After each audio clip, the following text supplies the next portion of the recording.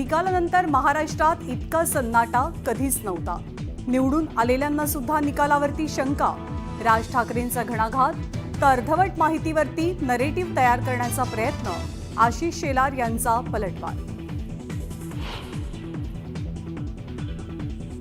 विधानसभेत अजित पवारांना 42 जागा हे आश्चर्यच, राज ठाकरेंचा टोला, तर 1.5 महिन्यांनी शॉक बसलेल्या राज ठाकरेंनी अजितदादांसारखं पहाटे उठून काम करावं, मिटकरींचा पलटवार।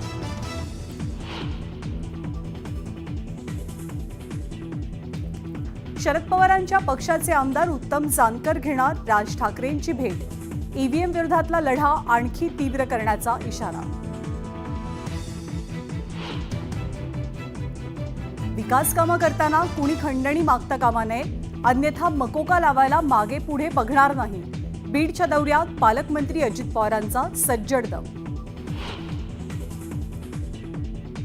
चारित्र्य स्वच्छ ठेवा, चुकीची माणसं आसपास फिरकू देऊ नका, डीपीडीसी बैठकीआधी पालकमंत्री अजित पवारांकडनं शहाणपणाचा धडा। देशमुख हत्या प्रकरणातील आरोपी कृष्णा आंधळे अजूनही का सापडत नाही, अजित पवारांकडनं बीड पोलीस प्रशासनाला विचारला गेला जाब।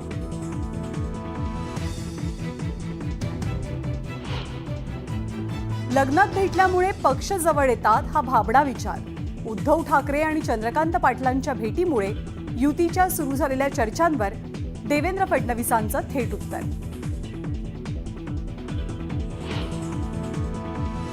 पोलिसांच्या मारहाणीमध्ये सोमनाथ सूर्यवंशीचा मृत्यू, परभणीतल्या मोर्चातनं सोमनाथ सूर्यवंशी यांच्या आईचा आरोप। मनोज जरांगे पाटील यांच्याकडनं उपोषण स्थगित करण्याची घोषणा, मात्र मागण्या मान्य न झाल्यास मुंबईत धडकण्याचाही इशारा।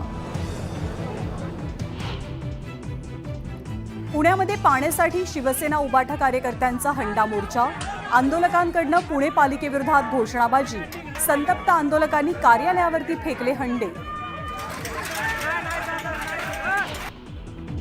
बुलढाण्यामधल्या शेगाव तालुक्यातल्या केस गळती झालेल्यांकडनं आता दृष्टी कमी झाल्याचा दावा, केस गळतीचं नेमकं कारण शोधण्यातही आरोग्य यंत्रणेला अपयश, तर नव्या समस्येमुळे चिंता वाढली।